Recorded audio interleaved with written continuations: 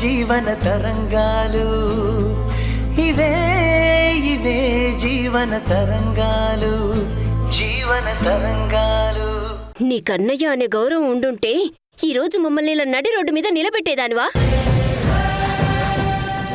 మమ్మల్ని వీధిలో అడుక్కుని ముష్టివాళ్ళని చేశావు కదా. అందుకే ఇప్పుడు నీ ముందు ఇలా నిలబడ్డాం. క్షమించండి. మీరు డివోర్స్ తీసుకుని ఎక్కడ విడిపోతారు అన్న ఆవేశంతో, తొందరపాటుతో నువ్వు నా దగ్గర మాట తీసుకున్నావన్న నిజాన్ని చెప్పేశాను. అంతేకాని మిమ్మల్ని ఇబ్బంది పెట్టాలని కాదు. నోర్మి, అంతా చేసి ఏదో పొరపాటు జరిగిందని చెప్తున్నావా? మా ప్లేస్లో ఇప్పుడు నువ్వు ఉండుంటే చావాలో బతకాలో తెలియని మేము ఎంత నరకయాత అనుభవిస్తున్నామో నీకు తెలిసి ఉండేది. మా జీవితాల్ని అల్లకొల్లం చేసావు కదే.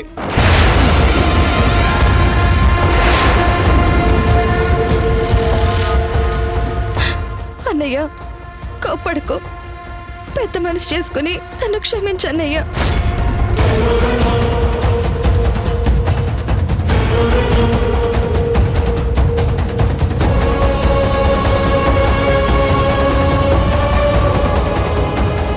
నాకొచ్చే కోపానికి ఇప్పుడు ఇక్కడ నేను చంపేయాలనుంది. రేయ్, ఏంట్రా నా భార్యని చంపేయాలనుందంటావా? ముందు నిన్ను చంపితే అప్పుడు తెలుస్తుంది నేనేంటో.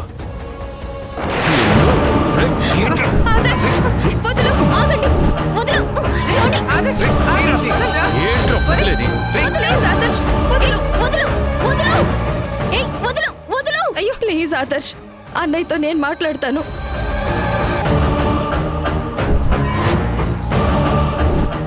ఉదయాన్నే నా ఇంటి ముందుకొచ్చి నా కోడల్ని చంపేస్తానని బెదిరిస్తున్నావు.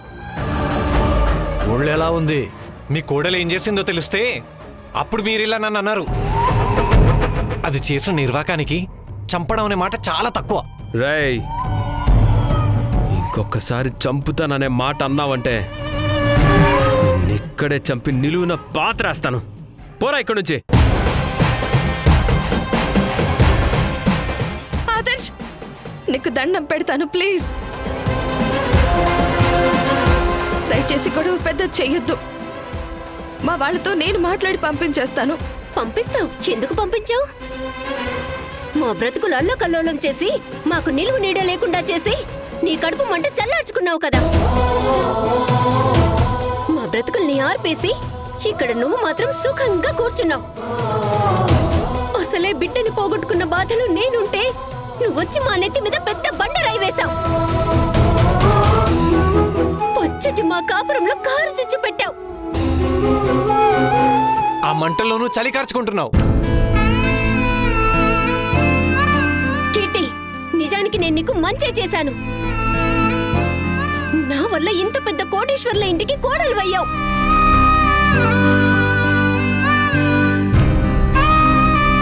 కనీసం ఆ కృతజ్ఞత కూడా లేకుండా ప్రమాణం చేసి నాకిచ్చిన మాటను తప్పి అత్తయ్య వాళ్ళ ముందు నా పరువు తీసి నా జీవితాన్ని కుక్కలు చెప్పిన విస్తరి చేశావు. అమ్మ చేత మమ్మల్ని ఇంట్లో నుంచి గెంటేయించి బతుకున్న శవాల్ని చేశావు. మీకు దండం పెడతానన్నయ్య, దయచేసి అంత పెద్ద మాటలు అనొద్దు. తెలియక చేసిన తప్పుని క్షమించమని వేడుకుంటున్నాను.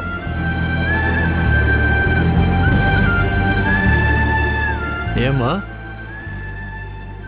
నువ్వు ఆదర్శ్ ఇష్టపడి పెళ్లి చేసుకున్నారనుకున్నావు. కానీ మీ వదిలికిచ్చిన మాట కోసం నా కొడుకుని పెళ్లి చేసుకున్నావంటుంది. ఏంటి, గూడు పుటాని చేస్తున్నారా?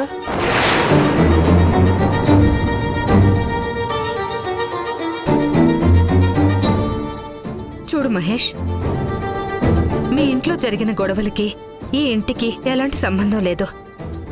అనవసరంగా ఇక్కడికొచ్చి గొడవ చేస్తున్నారు. ఇక్కడ నలుగురు చూస్తే నానా రకాలుగా అనుకుంటారు. మీరేదైనా మాట్లాడాలనుకుంటే ఇంట్లోకొచ్చి మాట్లాడండి. అమ్మా, నువ్వాగమ్మా. వీళ్ళని ఇంట్లోకి రానిచ్చే అవసరం లేదు. ఇంత అవమానం చేస్తున్న వాళ్ళని ఇక్కడే నిలబెట్టాలి.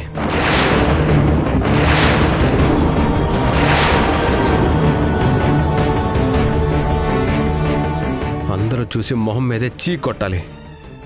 అప్పుడు కాని వీళ్ళకి బుద్ధి రాదు.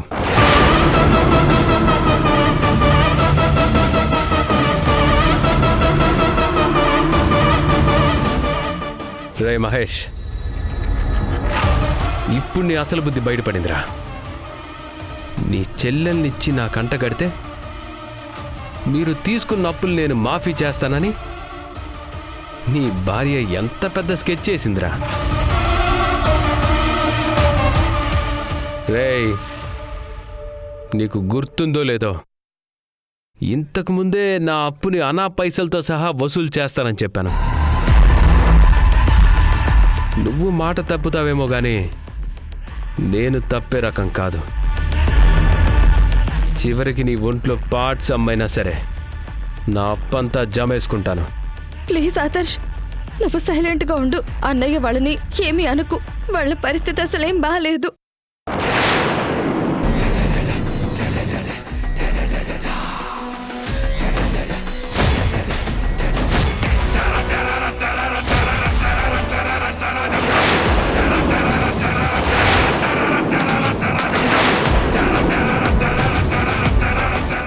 ఇలాంటి సమయంలో సడన్గా వీడొచ్చాడేంటి?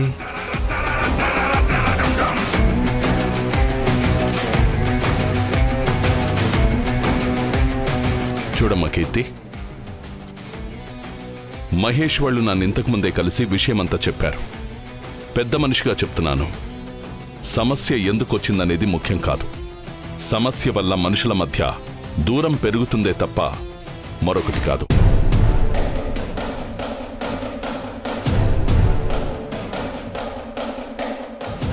అనవసరంగా ఈ విషయాన్ని పెద్ద చేసి బయట పబ్లిక్ దృష్టిలో చీపబోతు.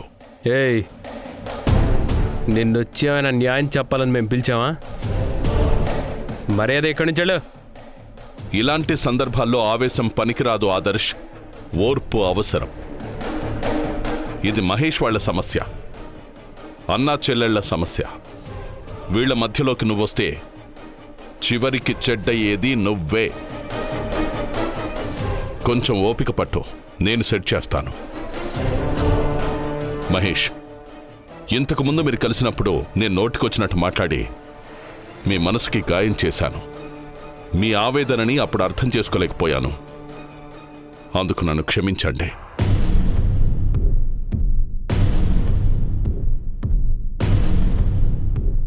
దానికి కారణం కూడా లేకపోలేదు మహేష్. నేను నమ్మి చేరదీసిన చాలామంది నాకు వెన్నుపోటు పొడిచారు. ఆ గుణపాఠాలతో మనుషుల మీద నమ్మకం పోయింది నాకు. అందుకే అలా అన్నాను. మనసులో ఏం పెట్టుకోకండి.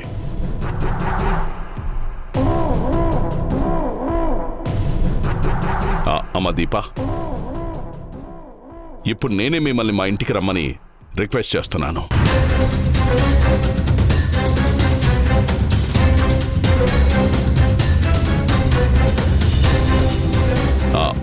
మిమ్మల్ని నా సొంత మనుషుల కంటే ఎక్కువగా చూసుకుంటాను. రండి, మా ఇంటికి వెళ్దాం. నీలకంఠం లాంటి కోటీశ్వర్ల ఇంట్లో ఉండే కనీస అదృష్టం దొరికింది. గండం గట్టెక్కింది స్వామి. నీలకంఠం అన్నయ్య వాళ్ళని తీసుకెళ్తాను అంటాడేంటి? ఆయన మా ఇంటికి శత్రువు కదా. ఈయనతో వెళితే వీళ్ళ జీవితం ఏమైపోతుందో ఏంటో. ఏంటిది రఘురామ్? కీర్తన్నయ్య వాళ్ళు చిన్న గొడవపడి ఇంటికొస్తే కూర్చోబెట్టి 4 మాటలు సర్ది చెప్పి నీ పెద్దరికం నిలబెట్టుకోవాలి కదా. ఇలా ఇంటి బయటే నిలబెట్టి ఎందుకయ్యా వాళ్ళని ఇబ్బంది పెడతావా? నీ స్థాయి మనిషి చేసే పని కాదయ్యా ఇది. ఏయ్, నీ మెప్పు కోసం ఇలాంటి వాళ్ళని వెనకేసుకు రావాల్సిన అవసరం లేదు. నీకు అవసరం అనుకుంటే నువ్వే వాళ్ళని నెత్తిన పెట్టుకుని ఊరేగింపుగా మీ ఇంటికి తీసుకెళ్ళు. ఇక్కడ అడ్డుపడేవాడు ఎవ్వడూ లేడు. పోండే. రే, ముందు మీరంతా నా ఇంటి నుంచి దూరం వెళ్ళండి. పోండే.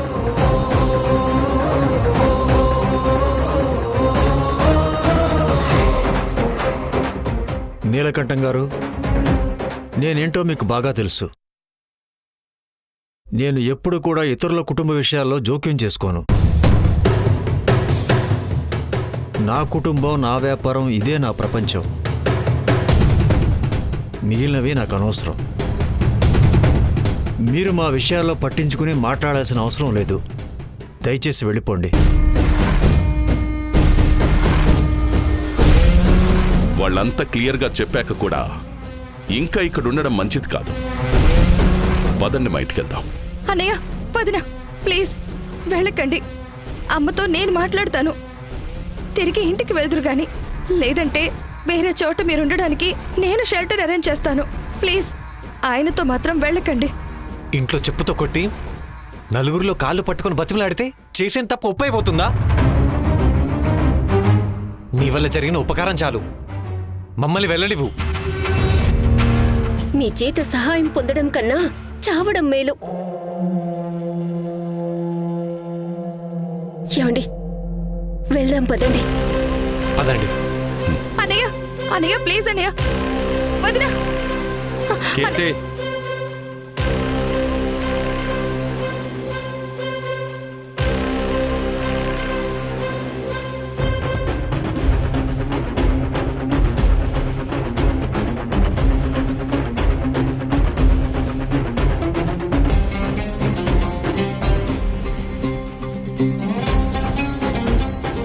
చూడమ్మా, నువ్వు మా అబ్బాయిని ఇంత హడావిడిగా పెళ్లి చేసుకున్నప్పుడే ఇలాంటిదేదో జరుగుతుందో నాకు అప్పుడే అనుమానం వచ్చింది.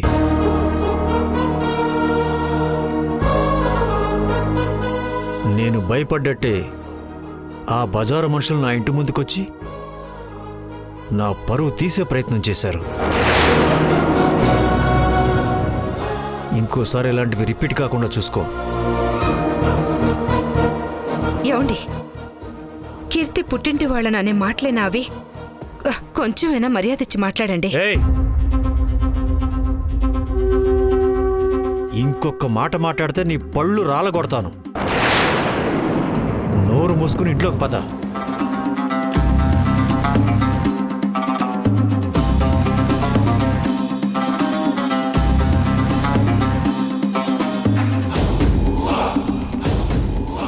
అందరూ చూస్తున్నారు. ఇంకా ఇక్కడే నిలబడి పరువు తీయకుండా ఇంట్లోకి పద. అన్నయ్య వాళ్ళు నీలకంఠం వెంట వెళ్లారని, నీలకంఠం వల్ల అన్నయ్య వాళ్లకు ప్రమాదం రాకుండా ఆపమని వెంటనే దేవిక గారితో చెప్పాలి.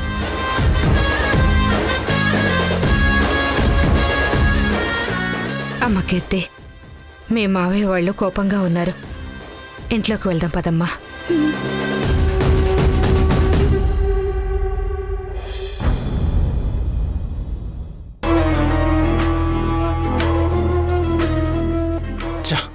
ఇంకా రాలేదండి. తొందరగా రమ్మని చెప్పిన ఈడియట్ లేట్ చేస్తున్నాడు.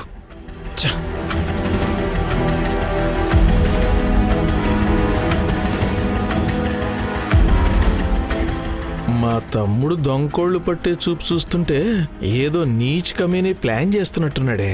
చెప్తా. తమ్ముడు, గుడ్ మార్నింగ్. అన్నయ్య, గుడ్ మార్నింగ్. Good morning. నీ వాలకం చూస్తుంటే ఏదో గూడు పుటాణి చేయడానికి ప్రిపేర్ అవుతున్నట్టున్నావే. ఏంటి మ్యాటరు? వీడు అల్సేషన్ డాక్ కన్నా దారుణంగా వాసన పడతాడు. ఇప్పుడు నేను నీలకంఠం అసెట్స్ ఫైల్ తీసుకొచ్చే వాడి కోసం వెయిట్ చేస్తున్నానన్నది తెలియకుండా మేనేజ్ చేయాలి. బెడ్లో అది మెడ పట్టేసింది. రాత్రంతా నిద్రలేదు. అందుకే వామప్ చేస్తున్నాను. ఇందాక చూసినప్పుడు బాగానే ఉన్నాడు. సడన్ గా మెడ నొప్పి అంటాడేంటాడు? తమ్ముడు, దానికి మసాజ్ చేస్తేనే గానీ తగ్గుతుంది, లేకపోతే తగ్గదు. అదే ఒక్క నిమిషం, నువ్వు అలాగే ఉండు. ఇప్పుడు అలా మేనేజ్ చేయాలి. అన్నయ్య, ఇప్పుడు ఎందుకు? అయ్యో, నువ్వు ఇంకా షర్ట్ తీయలేదా? షర్ట్ మీకెందుకు శ్రమ? ఇప్పుడు తమ్ముడికి అన్నయ్య ఆ మాత్రం చేయకపోతే అన్న తమ్ముళ్ళు ఎలా అవుతారు?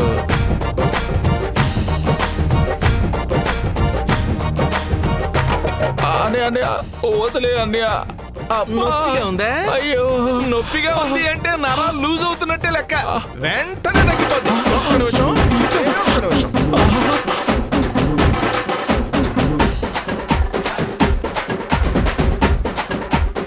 వీడి మసాజ్ నాకు చావుకొచ్చేలా ఉంది.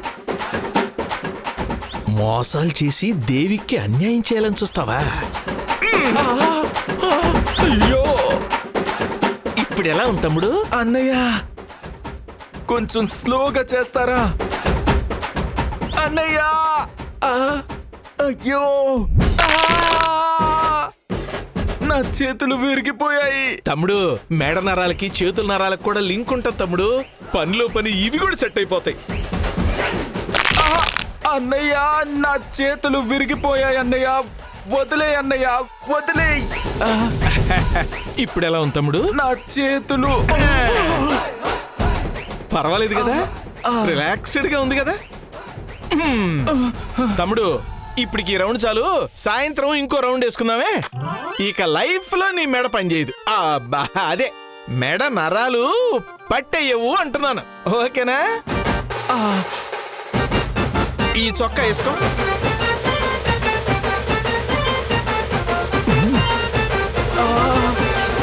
అమ్మా, అమ్మా, అయ్యా, ఏం చేసావు అన్నయ్య?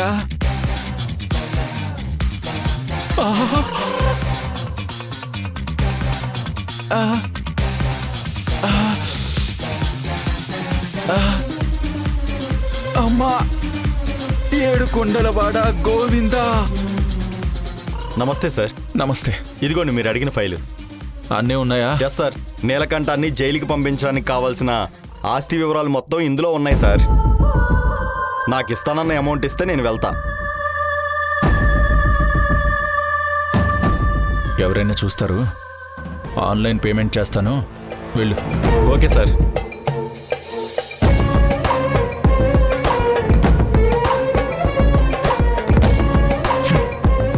నీలకంఠం, ఇప్పుడు నీ జుట్టు నా చేతిలో ఉంది. నాకే దమ్కి ఇవ్వాలని చూసావు కదూ, ఇప్పుడు నీకిస్తా చూడు డబుల్ దమ్కి.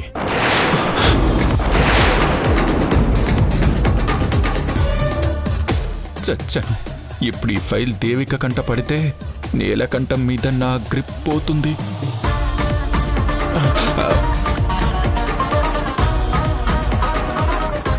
ఫైల్ రాస్తున్నావేంటి కళ్యాణ్? ఇటు చూస్తాను. దేవిక, ఇది నా ఓల్డ్ క్లయింట్ కి సంబంధించిన ఇంటీరియర్ డిజైన్స్. పెద్ద ఇంపార్టెంట్ కాదులే. ఆఫీస్ బాధ్యత నాదని చెప్పాను కదా, అన్నీ తెలియాలి. ఇటు వద్దులే దేవిక, నీ టైం వేస్ట్ అవుతుంది. ఇవ్వు కళ్యాణ్. అరే ఇవ్వు దేవిక, వద్దు, నా మాట విను. ఇవ్వు. దేవిక, వద్దు దేవిక.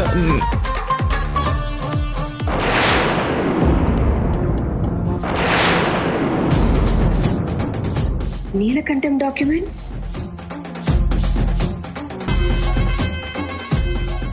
కళ్యాణ్,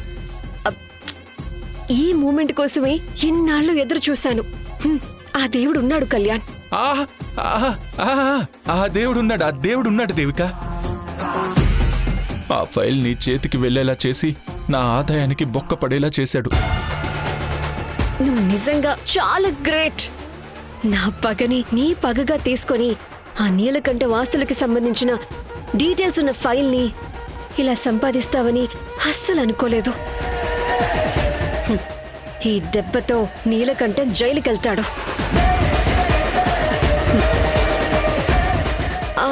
ఇందాక ఓల్డ్ క్లయింట్ ఫైల్ అని ఎందుకు అబద్ధం చెప్పావు? తప్పు కదా కళ్యాణ్. దేవిక, ఆ నీలకంఠను అరెస్ట్ అయ్యేలా చేశాకే నీకు సర్ప్రైజ్ ఇద్దామని అలా చెప్పాను.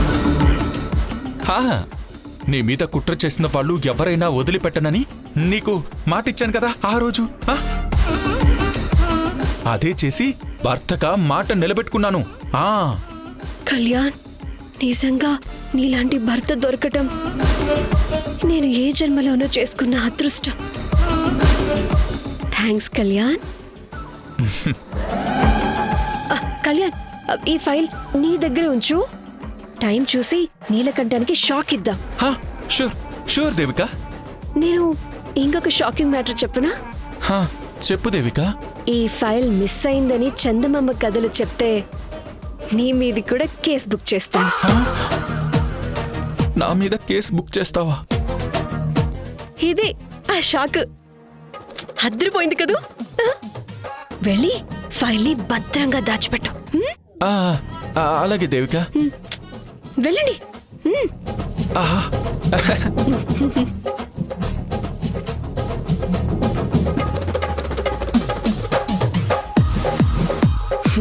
నీలకంఠం, ఇప్పుడు నా టైం వచ్చింది. నువ్వు నా మీద ప్రయోగించిన అస్త్రాన్ని తిరిగి నీ మీదకి ఎక్కుపెట్టాను. చావు దెబ్బ తినటానికి రెడీగా ఉండు.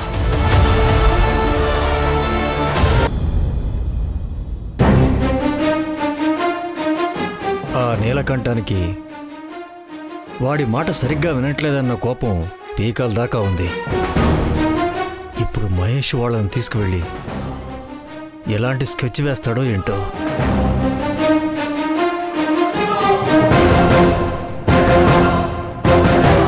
ఏమండి, ఎప్పుడూ లేంది మీరెందుకు అంత టెన్షన్ పడుతున్నారు? నువ్వేమో నీ కోడల పిల్లని నెత్తిన పెట్టుకు తిరుగుతున్నావు. ఆ అమ్మాయి చేసే పనులు చూస్తుంటే నాకు హార్ట్ అటాక్ వచ్చేలా ఉంది. అయ్యో, నెమ్మదిగా మాట్లాడండి. కోడల పిల్ల వింటే మనసు నొచ్చుకుంటుంది. అలా అని ఆవిడ చేసి ఏదైనా భరిస్తూ ఉండాలా? ఆ అమ్మాయి మన వాడ మీద కక్ష తీర్చుకోవడానికి ఆ రాజశేఖర్ వాళ్ళు ఏదో స్కెచ్ వేసి ఆ అమ్మాయిని ఇంటి కోడలుగా అంటగట్టారేమో అని నాకు అనుమానంగా ఉంది. చాలా ఆపండి. ఆ ఇంట్లో వాళ్ళు ఆస్తి కోసం, డబ్బు కోసం ఆశపడే రకం కాదు. మన కోడలు నిప్పు. ఆ అమ్మాయి క్యారెక్టర్ని అనుమానిస్తే నేను ఊరుకొని చెప్తున్నా. ముందు కీడెంచి తర్వాత మేలెంచమన్నారు.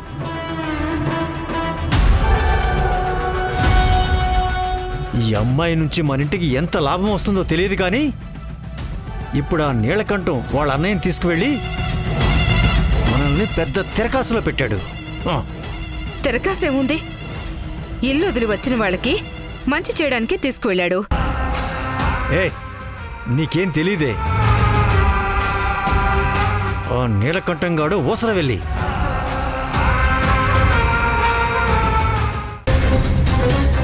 మీరిలా మాట్లాడే స్వభావం ఉన్న మనిషిని తెలిసే మేం కూడా పక్కా ప్లాన్తో వచ్చాం. ఏంటో చెప్పండి, విని తరిస్తాం. మీ నుంచి మీ కొడుకు కోడల్ని విడగొట్టి వేరే కాపురం పెట్టించాలనే ఆలోచనతోనే ఇక్కడికొచ్చాం.